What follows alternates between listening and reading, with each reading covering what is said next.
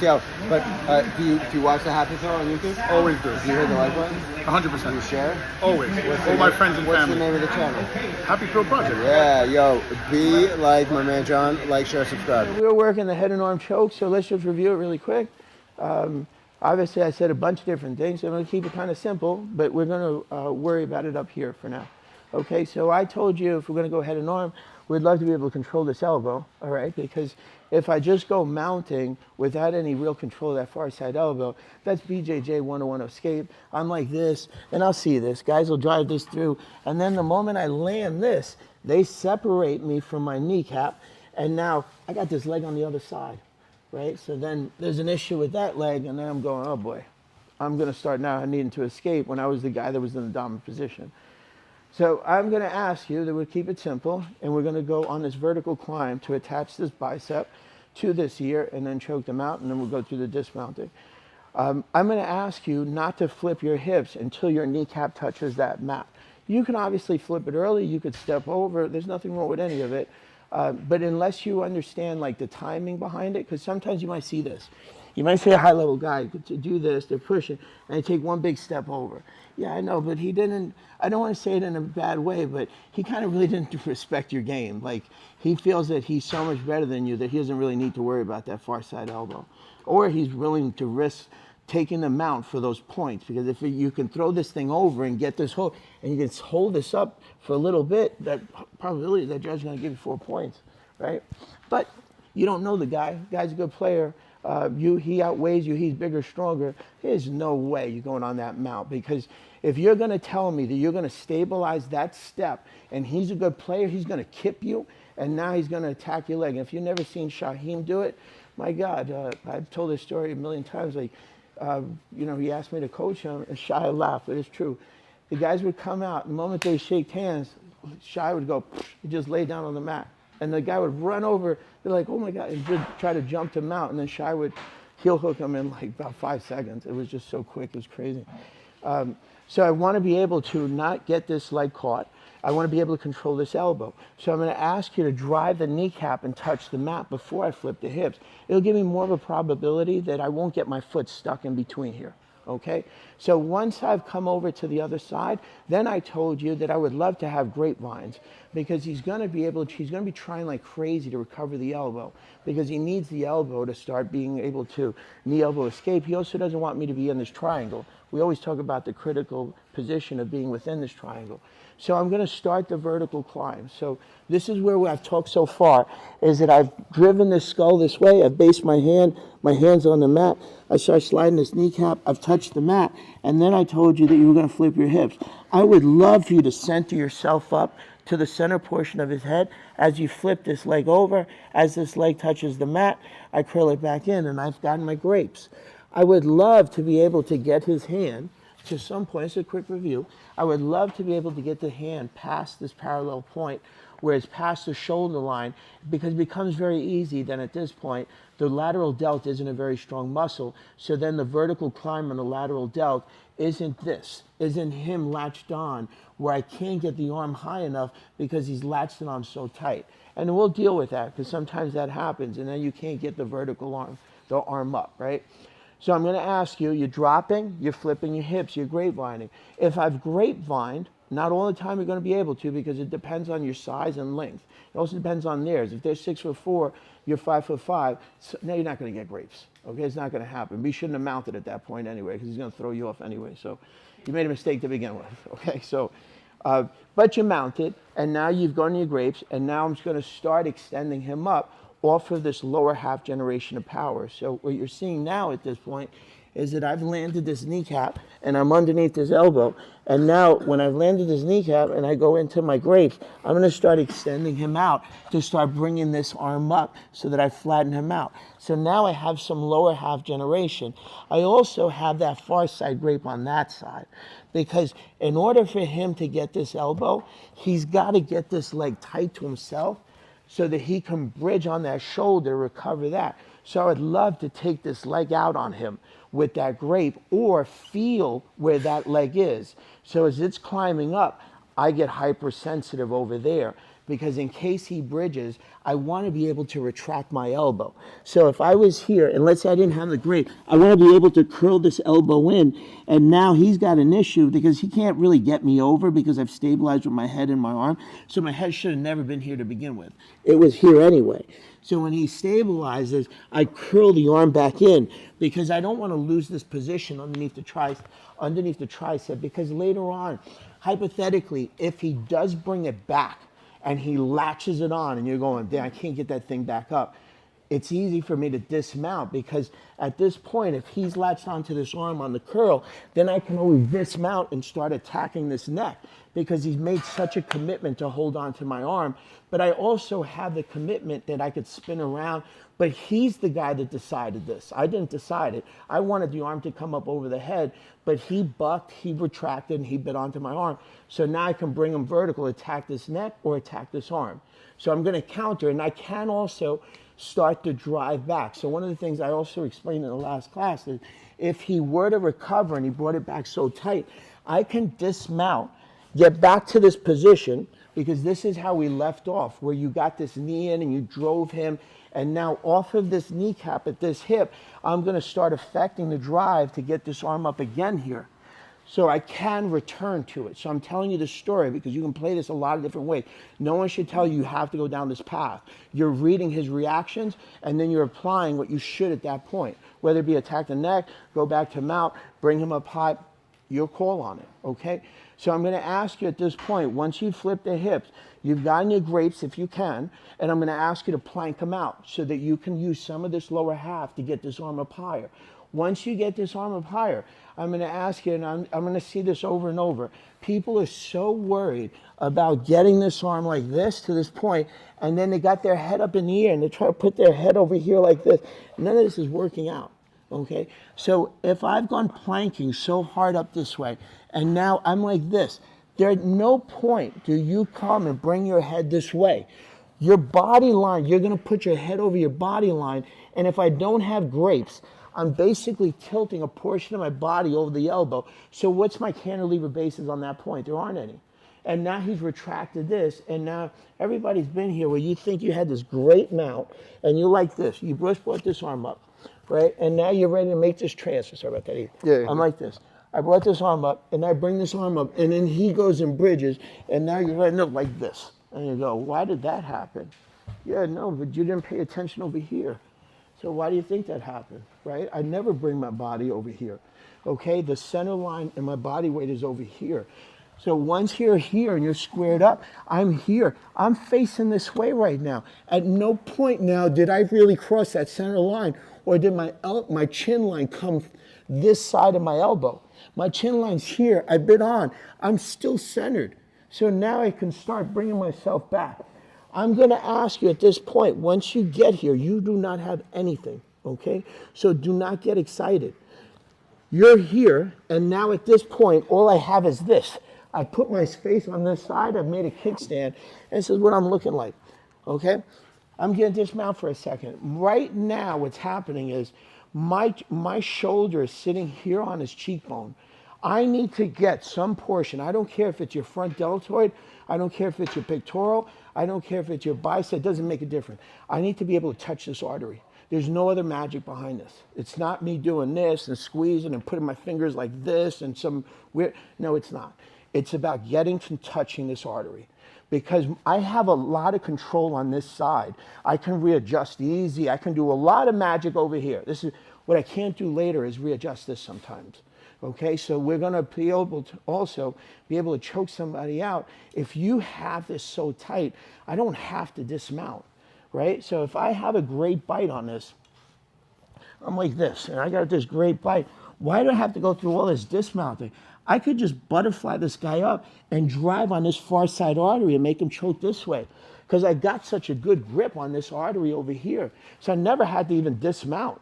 I could have driven this up, because all this is about small pressure on the arteries right here. I need 60% of the blood. There's 40-40 and there's 10-10s on the back. So what I'm looking to do is make sure that I've touched that artery. So I don't have to dismount. But I'm going to say, hey, let's dismount, because I need some extra pressure on it. When you brought this up, I'm going to ask you to be hypercritical of this. Your only goal at this point is to get this body line to press up into these arteries, okay? So one of the things I said was so critical of understanding where you are with this position, whether it's your bicep, your front deltoid, no idea, dude. Don't tell me that you understand, because you don't. You're small, he's big, he lifts weights, he's got shoulders like this, maybe his shoulders like that. You have no idea. So you have to be able to readjust and have a hyper awareness of where you're sitting on the far side artery. Okay? That can happen a lot of different ways. I'm going to give you some tips. You're like this, right? And you just got your head here. I'm fine with you taking this hand and fitting him up into that artery. Meaning I'm like sitting like this, and they're short on that side. So you take your hand. This is where I was on this kickstand. I lower my head. I bring myself in here, and I wedge you up inside of there. So I keep wedging and wedging. Because why would I want to dismount? Later on, if I'm dismounted at this point, and I keep wedging you, you're going to turn on me. And now you don't have an artery. This is done. This is now you got to transfer to something else. And instead, I'll see people doing a tripod like this. And they're like, all right, you know what? I mean, unless he really panics, the only time you're going to tap him. Otherwise, you shouldn't have tapped, right? So now I'm going to ask you could jam him up, okay? You should be able to finish it with one hand if he's not giving you any resistance, okay? Number two is you can dig, I call it digging dirt. This hand was like this, right? This hand can pull this hand. Because if I'm sitting like this and I'm short on that side, I can think of like I'm digging dirt and pulling the other hand, right? Pulling, now I got tightness on that side. Now I start adjusting him. Now I got that artery. And now I'm ready to go. When you dismount, I'm going to ask you not to butterfly this far side leg over and lift yourself up like this in the air. Okay? What will happen is you're here, and I see high-level people that you shouldn't do it. You're here like this, and now you butterflied this leg over the top, and you raised your hips up in the air. There should be no disconnection of your lower half to his pelvis. None. Zero. Okay? I want to feel every turn that he does. So I also want to understand he's going to have 2 escapes. Then on Friday, we'll do the escapes so that you understand how he turns. He's going to have 2.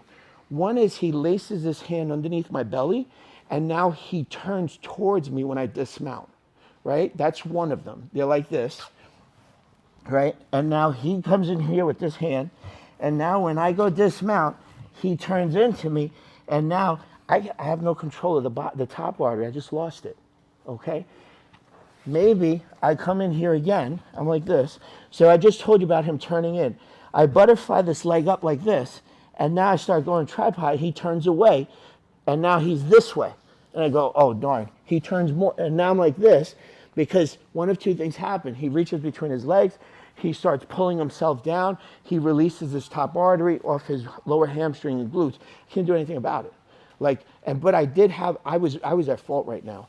I'll tell you why. Because this back leg, when it butterflies, there was a disconnection.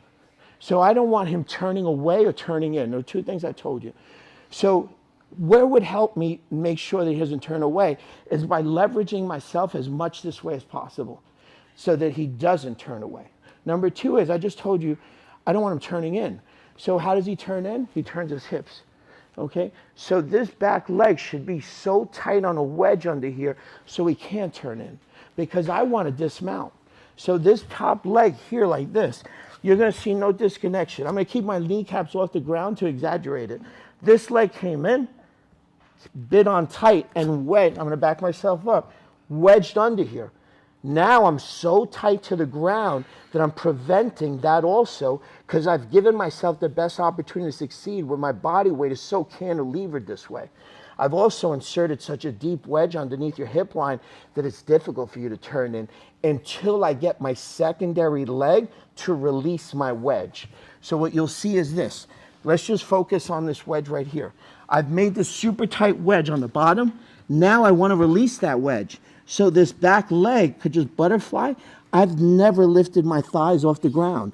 I'm glued to the ground. So I've made myself as heavy this way to prevent that turn, but I've also mechanically made myself very difficult to turn in because I've wedged so tight and created this structure that's so tight on this line right here that as you're trying to turn in and get under my belly, I'm not letting you get there. I know what you want to do, but I'm so tight on this line right here that I'm trying to affect it both ways. I don't want you turning in.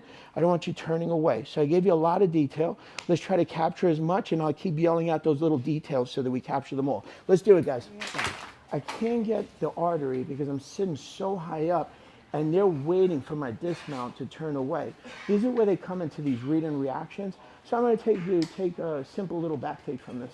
I'm like this, right? And you drove this so high like this, and you're like this, and now you start realizing that, like, man, there's no way. I'm sitting so high up, and I feel like this guy's wedging and making this turn already on me. And I'm like, gosh, I'm so high up on this chin line. Those are the times that I want you to bail on it, because there comes a point, like, he's already turned.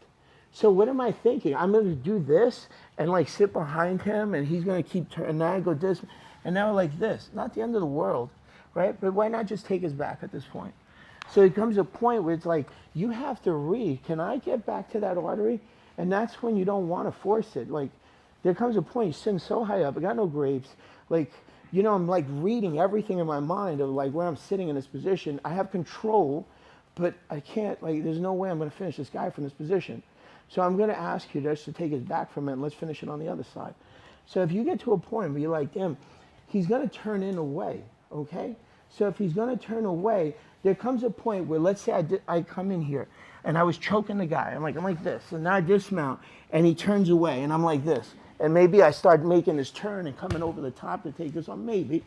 But I wasn't there right now, okay? I was on the mount, okay? And the reason I'd rather not go through all of that, so you were so close to taking 4 points on this guy, taking his back, and if you're a good rear naked choker, why do we want to go through this whole bell and whistle turn that something potentially could go wrong? Like, there's a lot of things. You're crossing the street, and there's a lot of things. It's raining, slippery, like, things can go wrong, right? So I'm like this. And now I'm like this, and I'm ready to dismount, but everything keeps making this turn. So instead of me dismounting, I'm just going to pull this hand back, and I'm going to slide a little wedge here, okay? I'm pulling my hand back because I want to be able to control his shoulder. When I rotate over, I have a pulling effect. So I was like this, and he's rotating. So now I don't need this right here. I'm going to pull it back because I'm going to start sliding this kneecap through, because what I really want to do is keep this compression, but I don't want to lose this tricep. It's so critical that when I make this turn, that either I'm going to go into a gift wrap, or when I slid this hand up and I went here, I base this and I made this wedge underneath, that when I pull him back to this side, this is where we're looking like. Now I can go right into either my rear naked strangles. Let's keep it simple at this point. When you land in here, your first reaction is you're going to go right underneath his throat line. What's he going to do? He's going to pull your hand down. So just time it. So as I land on this side, I'm digging underneath, he pulls my hand. As soon as he pulls my hand, I cover my hand. So as I cover my hand, I'm looking to almost cover, almost my Achilles tendon is covering my hand, because when I pull my hand out, your hand stays on the other side. And that's what I'm hoping to do, okay? So depending, I don't want to get too crazy about this because we're running out of time. He's going to be sitting low, he's going to be sitting high. We're going to pretend he's sitting high. So if he's sitting high, then I can get underneath the neck. If he's sitting low, you're going to transfer the triangles and arm bars. I'll let you pick on it. So one more time. Good.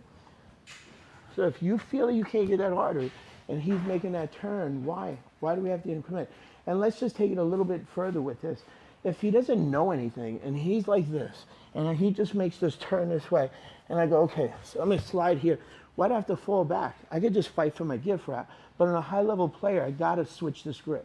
I got to switch this grip. You're not going to tell me you're going to sit here in high-level comp, going like there's too much bang-bang, and I'm sitting like this, and I'm going to start coming over the top to an armbar. I get it, and it does work, okay? But there's going to be a lot of bang-bang on this. So I prefer right now that when he made the turn on this, you're like this. You're trying to figure out if you can dismount 8th and turns. Turn 2. I base, I slide myself behind there. So now I'm behind the tricep. What's the big deal if he pulls back? There's no big deal. If he pulls back, he's right back on the head and arm choke, right? Dump, right back again. So I'm here like this. So I'm wedging myself behind because I want to make a secondary wedge, which is this leg. So this leg slides in, and now I'm totally behind you. So now I'm mirroring the back of the spine. As I pull back, what are we trying to do? We're trying to keep this thing up. So now either I'm pulling back or landing on the side. Upon landing, I have a wrist grip. I start coming for the neck. He pulls back. He pulls back. I extend. What am I trying to do? Capture my wrist with my Achilles tendon. Do not worry about his hand like this. Okay? You're going to keep losing it. He pulls back. I hold a position. I cover my hand with my Achilles tendon. So if I covered my hand with my Achilles tendon, as I land it, he's on that side of the hand. So when I pull my hand out, hand's on that side. Now neck's exposed. Neck we don't know yet because he might be sitting low, he might be sitting high, he might be in a tweener that I'm trying to figure out whether I go to arm bar, reef triangle, or can I dig back in the neck that I can get underneath the neck. That'll all be determined on his height within this position. Okay guys, let's partner up.